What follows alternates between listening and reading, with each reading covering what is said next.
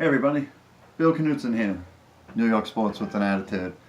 Well, it's been a couple of days since I did a show, so let's figure out what we did Tuesday night, last night, and this afternoon.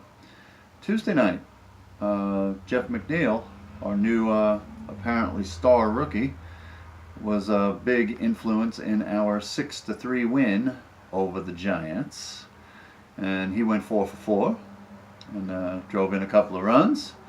So he's been a very pleasant surprise. Like I've said before, since we got him, I think he's been 27, 28 games, something like that, batting over 300, getting on base. I think his on base percentage was like 370 or 380, something like that. Playing solid defense, getting better, getting rid of the ball at second base on the double plays and stuff like that. He's made a couple of spectacular plays. So I really like him. And like I said, hopefully he won't be wearing 68 next year, maybe number 6 or number 8. I don't know, but he'll have an everyday second baseman number, I hope, and bat near the top of the lineup. He's even got a little bit of speed. So, that's what I'm hoping for. But Tuesday night he was 4 for 4 and a big part of our 6-3 victory over the Giants. Last night, second inning, Dominic Smith, who you all know I've been very, very down on. Hit a home run in the second inning. Okay. Kind of a lost year for him. But I don't know. Maybe we need to play him at first base to see what we've got. But he had 50-something games last year to play at first base and hit under 200 and played average at best defense. Maybe a little better. I don't know. But I'm not impressed with him. But he did get us on the board in the second inning last night. We're up 1-0. And here comes Jeff McNeil again. RBI hit. And gave us a 2-0 lead. And then also in the second inning, Frazier hit an RBI double. We're up 3-0. And by the end of this game, McNeil had gone 8 for 8 in the last 2 games. The Mets record is 9 straight hits. John Olerud did that back in '97, and name escapes me, but another guy did it in '90. I think it was Jose Vizcaino, if I remember correct. In '96, they went 9 for 9 in those 2 years. McNeil didn't make it 9 for 9, but he went 8 for 8, which is pretty awesome. And I found out during the broadcast last night, Keith Hernandez got 8 straight hits back in 1985 as they were going through the stretch run against the Cardinals, trying to catch the Cardinals, which we didn't end up doing. And the Cardinals ended up in the World Series that year. But, very impressed with McNeil, and I hope we have plans for him in the future. So the third inning, last night, San Francisco got a couple of runs, cut our lead to 3-2. Fourth inning, Bautista hits a home run. We're up 4-2, and that was the inning that the 8 for 8 ended from McNeil. Seventh inning, Giants got a home run, starting to sweat a little. We're only up 4-3, but Frazier came up, hit a home run, gave us a 5-3 lead for his second RBI of the night. Seawald came in and saved the game for Syndergaard, who was solid. 6 innings, 2 runs. That was the first game in the last 5 that he hasn't given up at least 3 runs.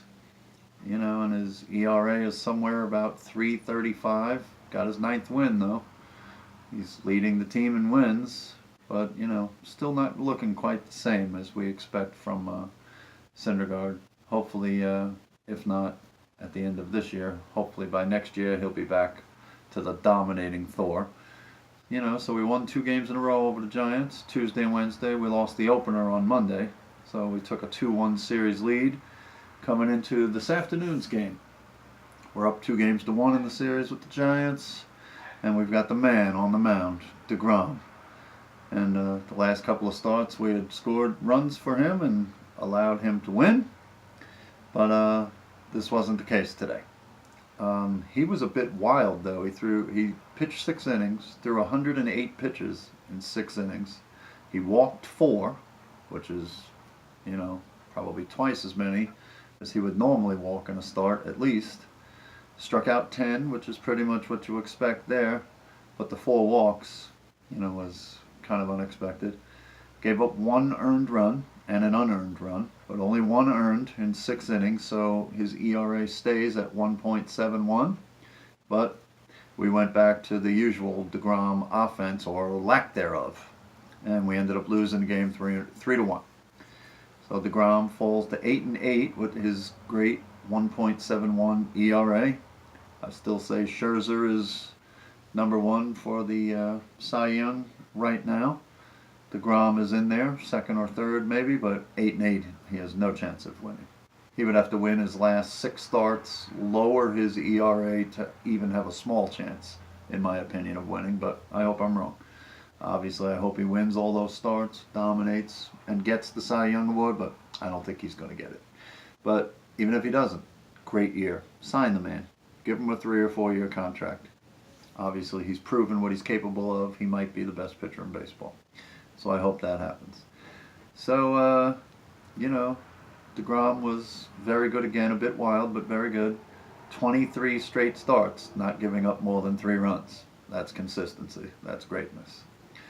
All right, and evidently next year's man trip has been decided, even though it's only been 10 days since this year's man trip ended.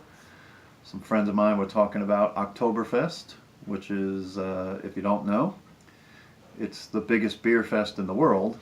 The one in Munich, Germany, is the biggest Oktoberfest in the world.